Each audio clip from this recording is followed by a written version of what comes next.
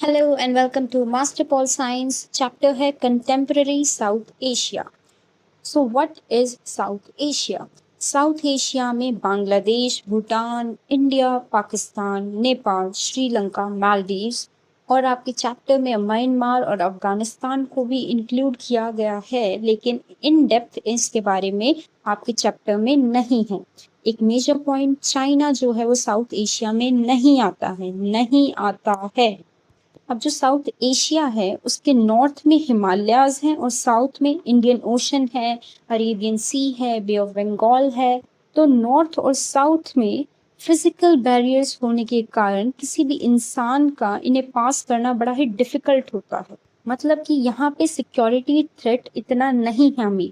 लेकिन ईस्ट और वेस्ट में अगर हम देखें तो सिर्फ एक लैंड बाउंड्री है जिसको देशों ने बांटा है। जैसे कि हम बोलते हैं कि यहाँ से बांग्लादेश है, यहाँ ये इंडिया की बाउंड्री है। तो ईस्ट और वेस्ट में सिक्योरिटी कंसर्न्स बढ़ी हुई हैं। ठीक है, सिक्योरिटी थ्रेट ज्यादा है ईस्ट और वेस्ट साइड में as compared to north and south. जैसा कि आपने सुना होगा कि बांग्लादेश से कितने इलीगल इमिग्रेंट्स इंडिया में घुस जाते हैं, तो ये यही कारण है। अब हम एक एक करके जो भी हमने ये साउथ एशिया में कंट्रीज आती हैं इनका political system one by one discuss करेंगे। इस चैप्टर में इंडिया के ऊपर इतना खास कुछ लिखा नहीं गया है, मतलब इसके पॉलिटिकल सिस्टम के बारे में, क्योंकि हम पहले ही बहुत अवेयर हैं कि इंडिया की जो डेमोक्रेसी वो 1947 से लेकर और आज तक 2026 तक डेमोक्रेसी ही रही है। इस टाइप की डेमोक्रेसी पार्लियामेंट्री डेमोक्रेसी। तो हम शुरुआत करेंगे विद पाकिस्तान।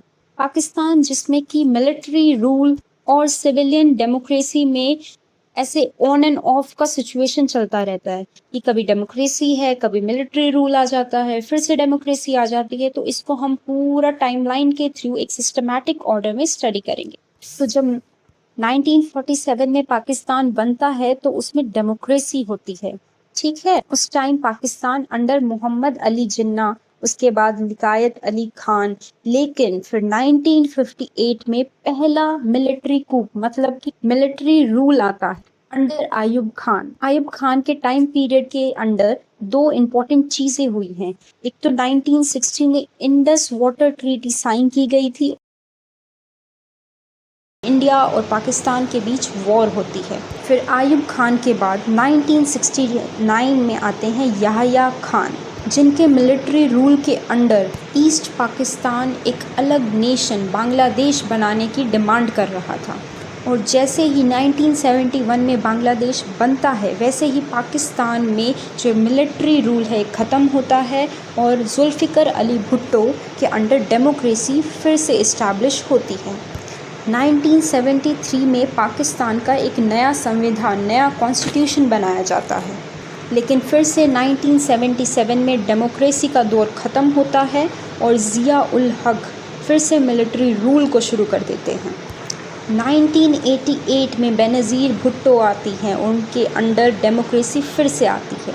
मतलब डेमोक्रेसी एक तो स्टार्टिंग में बिल्कुल जब पाकिस्तान इस्टेब्लिश हुआ है तब थी, दूसरा जुल्फ़िकर अली भुट्टो के अंडर थी after the formation of Bangladesh, और 1998 में बेनज़ीर भुट्टो के अंडर थी। लेकिन जब जनरल परवेज़ मुशर्रफ 1999 में उनकी एंट्री होती है तो फिर से मिलिट्री रूल वापस आता हुआ दिख रहा था। उन्होंने अपने आप को प्रेसिडेंट घोषित किया इन द ईयर 2001। इनके रूल के अंडर इलेक्शंस हो रहे थे, लेकिन वो सिर्फ बाहरी तौर से, सिर्फ दिखाने के लिए, लेकिन प्रॉपर मिलिट्री रूल था। फिर पूरे पाकिस्तान में प्रोटेस्ट होते हैं जिसके चलते 2008 में फिर से डेमोक्रेसी वापस आती है। लेकिन हमें अब भी देखने को मिलता है कि पाकिस्तान में मिलिट्री का इन्फ्लुएंस बहुत ज़्यादा है। कोई भी जो टॉप डिसीज़न लिए जाते हैं उसमें मिलिट्री के जो टॉप ऑफिशियल्स हैं पार्टिसिपेट करते हैं। अब हम बड़ा ही एक इम्पॉर्टेंट क्वेश्चन से डील करेंगे, जो है कि why there is so much political instability in Pakistan. क्यों इतना फ्रीक्वेंट ट्रांजिशन रहता है कि कभी मिलिट्री रूल आता है, कभी फिर डेमोक्रेसी आ जाती है, और ये टू एंड फ्रो चलता रहता है। तो जो पहला रीज़न पाकिस्तान मिलिट्री ऑफिशियल्स वो बोलते हैं कि पाकिस्तान की जो नेबर कंट्री है ना वो इंडिया है, और इंडिया से बहुत ज़्यादा सिक्योरिटी थ्रेट रहता है, इसलिए भाई आपकी जान बचाने के लिए, आपको सिक्योरिटी प्रोवाइड करने के लिए हमें बार बार मिलिट्री रूल लेके आना पड़ता है। अब दूसरी चीज़ कि इंटरनेशनल सपोर्ट नहीं मिलता है, ठीक है। इंटरनेशनल ऑर्गेनाइजेशन पाकिस्तान की गवर्नमेंट को फोर्स नहीं करते हैं कि भाई आप क्यों इतना फ्रीक्वेंटली मिलिट्री रूल लेके आते हो, डेमोक्रेसी क्यों बनाए नहीं रखते। और कहीं ना कहीं ये इंटरनेशनल सपोर्ट इसलिए नहीं आता है क्योंकि जो यूएसए जैसी बड़ी बड़ी वेस्टर्न नेशंस हैं वो चाहती हैं कि मिलिट्री रूल हो पाकिस्तान में।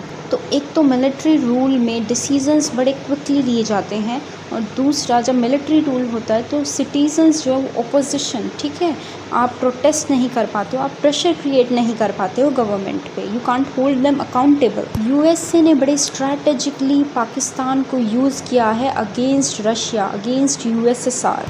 जब यूएसएसआर ने अफ़गानिस्तान में इंटरवेन किया था, इन्वेजन किया था इन 1979, तो यूएसए सीक्रेटली पाकिस्तान को जितने भी फाइनेंशियल और जितने भी मिलिट्री इक्विपमेंट्स हैं वो भेजता था, और फिर पाकिस्तान अफ़गानिस्तान को हेल्प करता था। मतलब कि यूएसए इनडायरेक्टली अपोज कर रहा है यूएसएसआर को, और कठपुतली की तरह पाकिस्तान को यूज़ करता है। अब नेक्स्ट टॉपिक है कि why there was a need felt to form Bangladesh. तो जो आज बांग्लादेश है वो पहले ईस्ट पाकिस्तान था, और जो ईस्ट पाकिस्तान था उसमें ज़्यादातर बंगाली स्पीकिंग पीपल थे, और वेस्ट पाकिस्तान जो कि आज की डेट में भी है उसमें ज़्यादा उर्दू बोलने वाले लोग थे। तो पाकिस्तान ने उर्दू को नेशनल लैंग्वेज बना दिया, और बंगाली वाले, अब जो ये ईस्ट पाकिस्तान वाले लोग हैं, ये एलियनेटेड फील कर रहे हैं।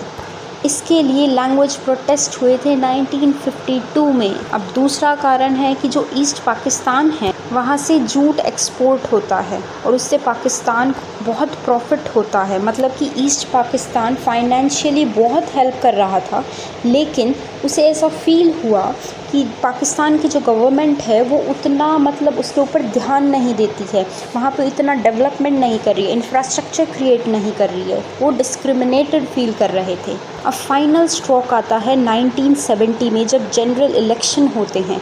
अवामी लीग इलेक्शन में खड़ी थी, ठीक है। अवामी लीग किसकी पार्टी थी?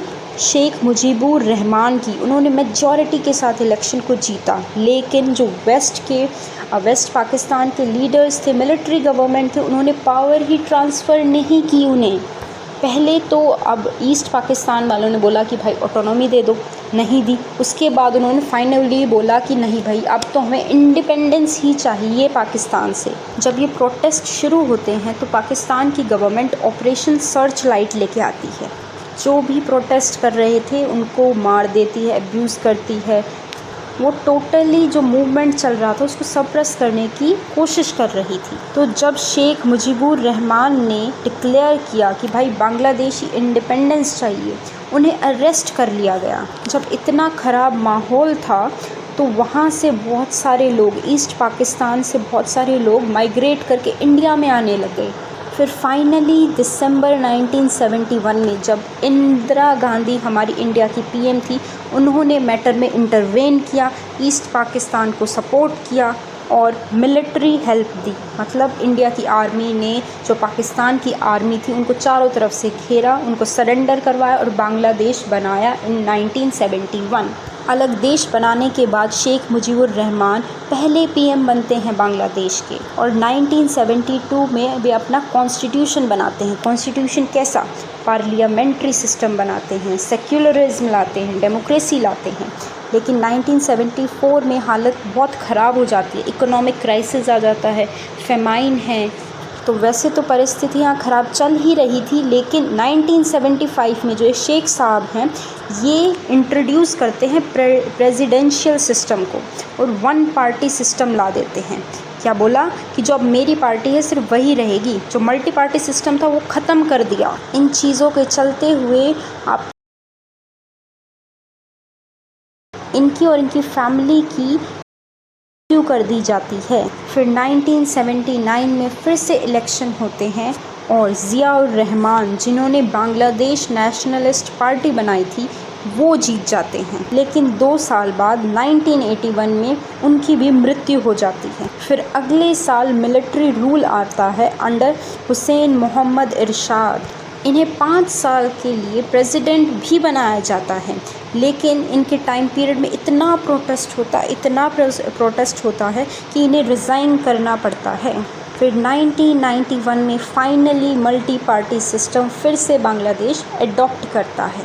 अब बात करते हैं नेपाल की, जो कि एक हिंदू किंगडम रहा है। अब 1990 से पहले भी वहाँ पे कॉन्स्टिट्यूशनल मोनार्की, मतलब कि एक किंग भी है लेकिन साथ में कॉन्स्टिट्यूशन भी है, उसके अकॉर्डिंग पार्लियामेंट भी बैठती है। लेकिन एक्चुअल सिनेरियो क्या था कि पार्लियामेंट तो थी लेकिन सभी पावर फिर भी किंग के हाथों में थी। अब लोगों को और ज़्यादा ओपन रिस्पॉन्सिबल सिस्टम चाहिए था, इसलिए उन्होंने 1990 में प्रोटेस्ट किए। प्रोटेस्ट के चलते किंग मान गया कि चलो ठीक है, आप मेरे ऊपर कॉन्स्टिट्यूशनल लिमिट्स लगाओ, मेरे पावर पे लिमिट्स लगाओ, मैं मान लूँगा। मल्टी पार्टी सिस्टम लाना चाहते हो, ठीक है, मल्टी पार्टी सिस्टम कर देते हैं। लेकिन पिक्चर यहाँ पे ख़त्म नहीं होती। अब एक ट्रायंगुलर कॉन्फ्लिक्ट आता है, मतलब कि ट्रायंगल है तो ट्रायंगल की एक साइड में माओइस्ट हैं, एक साइड किंग है और एक साइड पॉलिटिकल पार्टीज़ हैं। तो ध्यान से सुनना, जो माओइस्ट थे वे अपना मूवमेंट शुरू करते हैं 1996 में। पहली बात तो ये माओइस्ट हैं कौन? ये कम्युनिस्ट पार्टी ऑफ नेपाल है। इनका एम क्या है कि ये मोनार्की को पूरी तरह से ख़त्म करना चाहते, किंग चाहिए ही नहीं नेपाल में। और दूसरा, एक डेमोक्रेटिक रिपब्लिक बनाना चाहते। रिपब्लिक मतलब कि जो हेड ऑफ गवर्नमेंट हो वो इलेक्टेड हो, ना कि हायरार्की वाला सिस्टम कि भाई किंग है फिर उसका बेटा बन गया, नहीं, इलेक्टेड हो, रिपब्लिक हो। तो जो ये माओइस्ट थे ये अपना बात मनवाने के लिए आर्म स्ट्रगल करते हैं, आर्म्ड रेबिलियन, वायलेंस का पाथ अपनाते हैं। अब दूसरी तरफ किंग है जो चाहता है कि भाई किसी ना किसी तरह मेरी पावर इंक्रीज़ हो जाए। हम देखेंगे कि 2002 में वे गवर्नमेंट को डिसमिस कर देता है और फिर 2005 में सारा का सारा कंट्रोल अपने हाथों में ले लेता है। और अब तीसरी साइड है पॉलिटिकल पार्टीज़। नेपाल में थी 7 पार्टी अलायंस, SPA। अब जो ये SPA है किंग से इसलिए कॉन्फ्लिक्ट में है कि भाई तूने 2002 में हमारी गवर्नमेंट हटा दी, डिसमिस कर दिया। दूसरी तरफ ये माओइस्ट से इसलिए परेशान है कि भाई अगर तुम्हें कुछ चीज़ चाहिए है तो आप वायलेंस का पाथ क्यों आप आर्म्ड रेबेलियन कर रहे हो। तो इन तीनों के बीच में जो कॉन्फ्लिक्ट चल रहा था इसी को हम ट्रायंगुलर कॉन्फ्लिक्ट बोलते हैं। लेकिन फिर 2006 में SPA माओइस्ट के साथ हाथ मिला लेती हैं और प्रोटेस्ट करती हैं, जिसके कारण किंग प्रेशराइज्ड फील होता है और उसे ना चाहकर भी जो पार्लियामेंट उसने डिसमिस की थी वो फिर से रीस्टोर करनी पड़ती है। फिर 2008 में एक कॉन्स्टिट्यूएंट असेंबली को इलेक्ट किया जाता है और ये कॉन्स्टिट्यूएंट असेंबली ये फैसला लेती है कि मोनार्की को कम्प्लीटली अबॉलिश किया जाएगा और एक नेपाल जो है अब एक डेमोक्रेटिक रिपब्लिक बनेगा।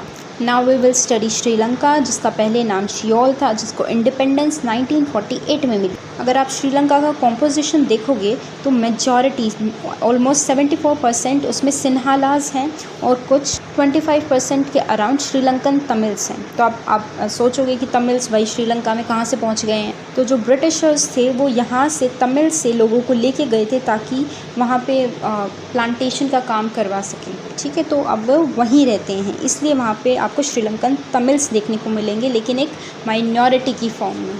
अब जो श्रीलंकन तमिल्स हैं वो ज़्यादातर नॉर्थ और ईस्ट साइड में रहते हैं। तो अब जो कॉन्फ्लिक्ट के कॉजेज़ क्या क्या हैं? पहला तो है सिन्हाला ओनली एक्ट, मतलब कि जो श्रीलंका की गवर्नमेंट थी उसने सिन्हाला को ही ऑफिशियल लैंग्वेज का दर्जा दिया। अब श्रीलंकन तमिल्स बोल रहे हैं कि भाई हमारी तमिल लैंग्वेज में क्या दिक्कत थी, डिस्क्रिमिनेटेड फील कर रहे हैं। दूसरा, हर चीज़ में प्रेफरेंस सिन्हाला को मिलते हैं, एजुकेशन में हो या चाहे एम्प्लॉयमेंट में हो। तो 1976 में LTT liberation tiger of Tamil Eelam की स्थापना होती है। पहले तो इनकी मांग थी कि भाई थोड़ी ऑटोनॉमी दे दो, अब तो ये बिल्कुल क्लियर कट बोल रहे थे कि सेपरेट कंट्री बनानी है तमिल्स के लिए। तो जो ये सिविल वॉर है ये 1983 में शुरू होती है और 2009 तक चलती है। अब इसमें थोड़ा बहुत रोल इंडिया का भी है, वो देखते हैं। जो साउथ की स्टेट्स हैं, जो बाकी के तमिल्स हैं, वो अब इंडियन गवर्नमेंट को प्रेशराइज़ करते हैं कि भाई वो भी तो हमारे श्रीलंका में भाई बहन बैठे हैं, उनकी हेल्प करो, आप जाके प्रेशर क्रिएट करते हैं। तो इंडिया ने 1987 में इंडो श्रीलंका अकॉर्ड साइन किया और सेम ईयर में ही 1987 में Indian peace keeping forces Sri Lanka में गई। हाउएवर श्रीलंका को ये मूव पसंद, श्रीलंका को लग रहा था कि भाई आप इंडिया जो है वो बेवजह मेरे इंटरनल कॉन्फ्लिक्ट्स में दखलबाजी कर रहा है। जब इंडिया की पीस कीपिंग फोर्सेस जाती हैं तो वो एलटीटी के साथ भिड़ जाती हैं, ठीक है, लड़ाई हो जाती है और अनसक्सेसफुली वापस 1990 में आ जाती है। और फिर जो 1991 में राजीव गांधी की मृत्यु होती है, ऐसा माना जाता है कि कोई एलटीटी का ही मेंबर था जिसके कारण इनकी मृत्यु होती है। फाइनली 2009 में श्रीलंका की गवर्नमेंट इन एलटीटी को डिफ़ीट करती है और जो एलटीटी के लीडर माने जाते थे वेलुअप्पा पाई प्रणकाराम, उनको ये मार देती हैं और ये जो सिविल वॉर थी ये बंद हो जाती है। अब नेक्स्ट चल के देखते हैं इंडिया पाकिस्तान कॉन्फ्लिक्ट्स। तो पार्टीशन के टाइम ही इतनी ज़्यादा हेट्रेट, हिंदू और मुस्लिम के बीच में लड़ाइयाँ चल रही हैं, एक दूसरे को मार रहे हैं। चलो उससे आगे बढ़ते हैं।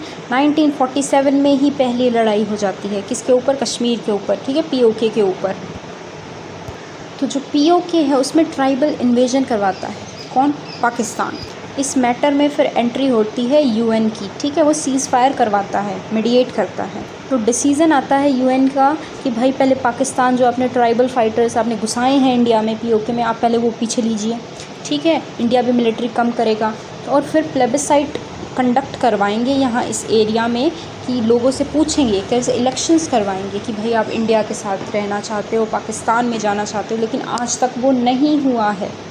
फिर 1965 में फिर से वॉर होती है और 1966 में उसकी पीस ट्रीटी को साइन किया जाता है, मतलब ताशकंद एग्रीमेंट। कौन साइन करता है? लाल बहादुर शास्त्री, जिसके बाद उनकी भाई पता नहीं कैसे डेथ हो जाती है, किसी को रीज़न नहीं पता है। 1971 में जब बांग्लादेश बनता है, इंडिया हेल्प करता है बांग्लादेश को बनाने में।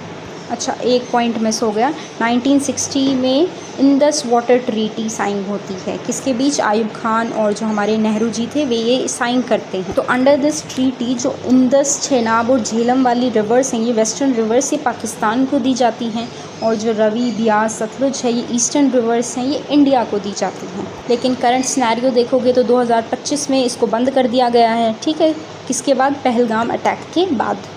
फिर 1999 में लाहौर डिक्लेरेशन होता है, ठीक है, कॉपरेशन पे बात की जाती है। लेकिन 1999 में ही देखोगे कि कारगिल वॉर फिर से हो जाती है और इससे अलग न्यूक्लियर राइवलरी चल रही है। मतलब कि इंडिया ने अपना पहला जो न्यूक्लियर सक्सेसफुल कंडक्ट करवाया था 1974 में करवाया था, सेकंड न्यूक्लियर टेस्ट 1998 में करवाया था। फिर पाकिस्तान को हुआ कि भाई हम क्यों पीछे रहें, उन्होंने भी 1998 में चांगाई हिल में अपना पहला सक्सेसफुल न्यूक्लियर टेस्ट कंडक्ट किया और आज की डेट में इंडिया पाकिस्तान दोनों ही न्यूक्लियर पावर स्टेट्स हैं। अब बात करते हैं इंडिया और बांग्लादेश के रिलेशंस के बारे में। एक तो कुछ टेरिटरीज़ के ऊपर लैंड डिस्प्यूट था, लेकिन उसको हमने लैंड बाउंड्री एग्रीमेंट 2015 के उसमें सॉल्व कर लिया था। दूसरा, वाटर डिस्प्यूट्स तो रहते ही हैं, हर कंट्री के बीच में रहते हैं, तो कॉमन है, वाटर रिसोर्सेज के ऊपर सब लड़ेंगे। तो गंगा और ब्रह्मपुत्रा का वाटर कैसे कितना शेयर करना है उसके बीच में एक ये थोड़ा थोड़ा कॉन्फ्लिक्ट वाला टॉपिक है, आप मेंशन कर सकते हो इसे। एक मेजर जो आपको लिखना है कि कॉन्फ्लिक्ट रहता है वो इलीगल इमिग्रेशन है। बांग्लादेश इस चीज़ को मतलब सुन के भी अनसुना करता रहता है और इंडिया के लिए बहुत बड़ी प्रॉब्लम है ये। दूसरा, बांग्लादेश के थ्रू जो टेररिस्ट हैं ये घुस जाते हैं इंडिया में, ये भी एक बहुत बड़ी समस्या है। इससे अलग हम चाहते हैं कि बांग्लादेश जो उसके पास नेचुरल गैसेस हैं वो हमें दे, तो ना तो वो हमें खुद की देता है, और हम जब चाहते हैं कि हम म्यांमार से ले लें तो उसकी जो मतलब आसान पड़ता है ना वहाँ से रास्ता कि हम उसकी लैंड के थ्रू, तो वो बोलता है नहीं भाई मेरी टेरिटरी के उसमें से नहीं जाना। बांग्लादेश को लगता है कि इंडिया है वो एक रीजनल बुली है, फोर्सफुली मेरे नेचुरल गैसेस और इन रिसोर्सेज को हथियाना चाहता है। लेकिन इन सब से अलग इंडिया और बांग्लादेश कोऑपरेशन भी करते हैं। कहाँ कहाँ पे कोऑपरेशन करते हैं? एक तो इंडिया की जो लुक ईस्ट पॉलिसी आई है 1991 में, ठीक है, नरसिम्हा राव के अंडर आई थी ये, उसके तहत हम बांग्लादेश के साथ अपने रिलेशन बेटर करना चाहते हैं।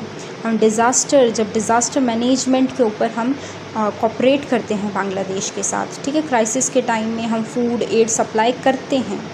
Now India and Nepal relations, बहुत अच्छे रिलेशन साझा करते हैं हम नेपाल के साथ, ठीक है। वीज़ा के साथ, बिना वीज़ा के हम विज़िट कर सकते, बिना पासपोर्ट के, है ना। इतना अच्छा हमारा कोऑपरेशन रहा है नेपाल के साथ। लेकिन जब नेपाल और चाइना पास आते हैं तो इंडिया के लिए प्रॉब्लम बनता है, मतलब वो हमें खटकता है। इससे अलग एंटी इंडियन एलिमेंट्स एंटर होते हैं इंडिया में थ्रू नेपाल, ठीक है। तो ये हमारे लिए प्रॉब्लम का कंसर्न है भाई, हमें इसके बारे में सोचना है। लेकिन नेपाल तैयार नहीं है। लेकिन नेपाल का मानना है कि जो इंडिया है वे उसके हर एक इंटरनल मैटर्स में दखलबाजी करने की कोशिश करता है।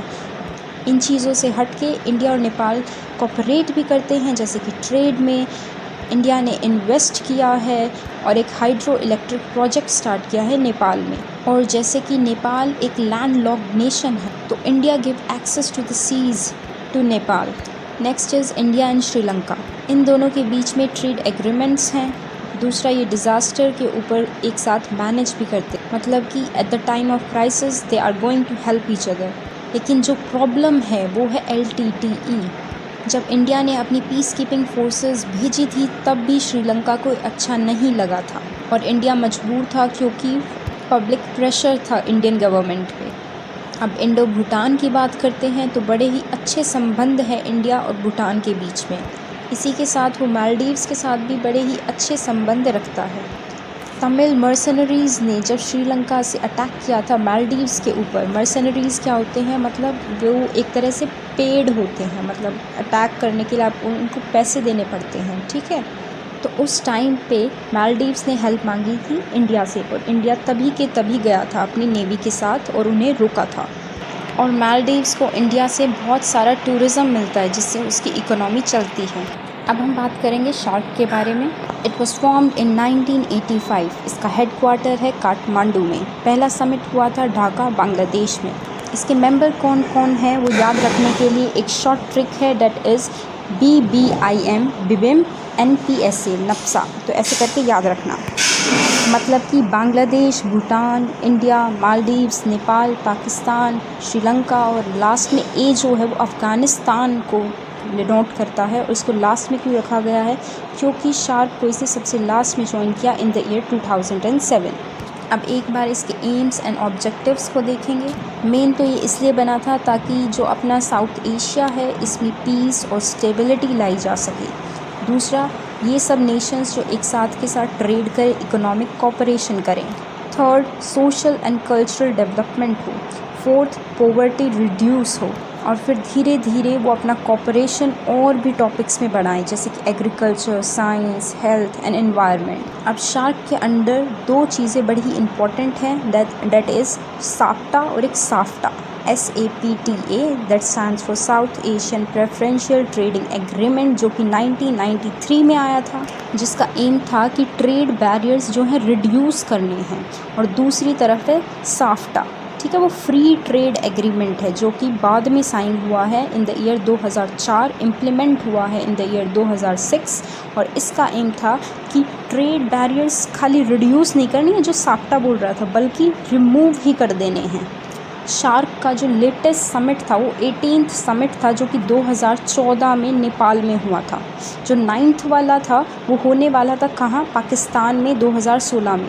लेकिन जैसा हमें पता है कि 2016 में यूरी अटैक हुआ था, उसके कारण इंडिया ने मना किया कि हम पाकिस्तान में नहीं जाएंगे, जिसके चलते ये समिट आज तक हुआ ही नहीं। और आज की डेट में शार्क का इतना कुछ ज़्यादा इम्पोर्टेंस है भी नहीं। और उसका मेन कारण है इंडिया और पाकिस्तान के बीच जो कॉन्फ्लिक्ट्स और प्रॉब्लम चलते रहते हैं। Thank you for watching.